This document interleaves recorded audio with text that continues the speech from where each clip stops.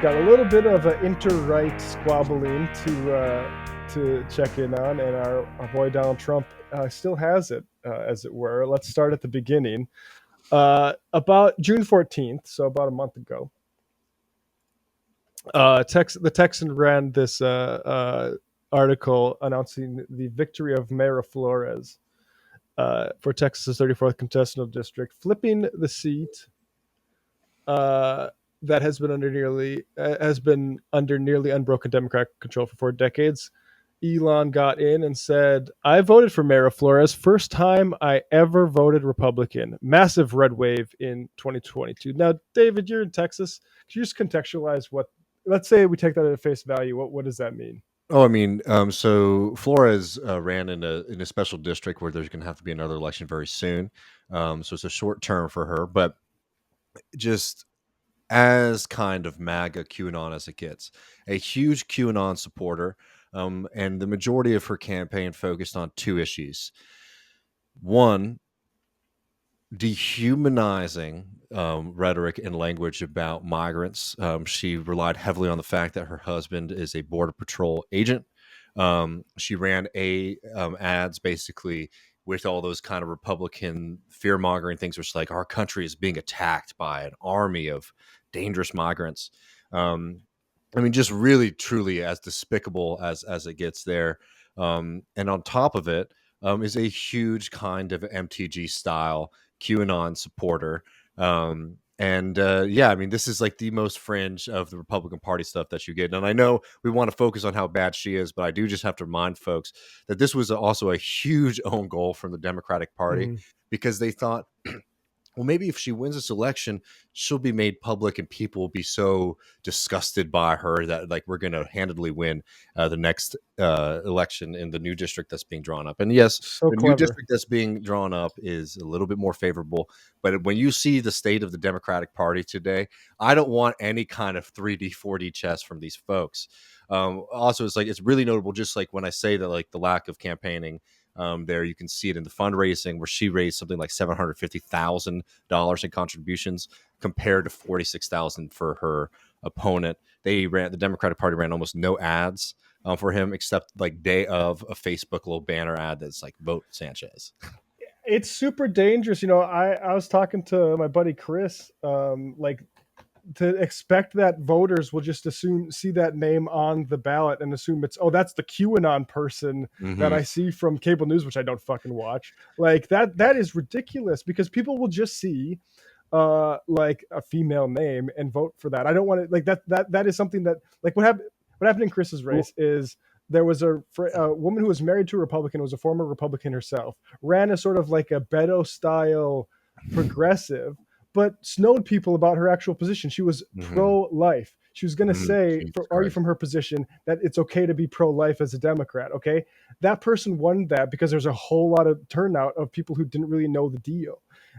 And luckily, the more progressive candidate ended up winning because in the runoff, Chris endorsed that person, and people turned out for the more progressive man. But like that's how they try to sneak one in there. So like that is very stupid of the Democrats to try that. And also, let's just note one more thing about their stupidity here. Now, Mayra Flores is the first Latina woman to represent the Rio Grande Valley of Texas, which is something that is absolutely ridiculous that the Democratic Party wasn't able to, take that position for themselves, right? I mean, you're allowing like the most far right QAnon person to be able to hold up that mantle of progress there. It's a huge own goal, but. Yeah, and fair enough. R. Taylor, anti-choice. I should have said that. Good correction. So yeah. Anyway, you ready to move on to? Let's do it. Trump? Yeah, because yeah.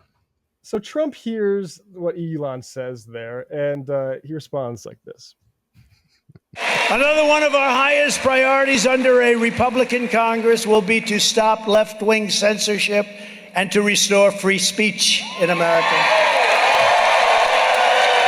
And go. Now somebody is crowding that lane a little bit, isn't he, Mr. Trump? And go out, by the way, while I'm here and sign up now for Truth Social. It's hot as a pistol, and you see that. I pulled that one right.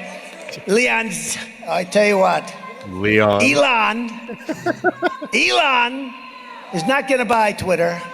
Where did you hear that before? From me. From a fake account. She says fake. A lot of them. Nah, he's got himself a mess. You know, he said the other day, oh, I've never voted for a Republican. I said, I didn't know that. He told me he voted for me. So he's another bullshit artist, but he's not going to be buying it. He's not going to be buying it. Although he might later. Who the hell knows what's going to happen? He's got a pretty rotten contract. I looked at his contract. Not a good contract.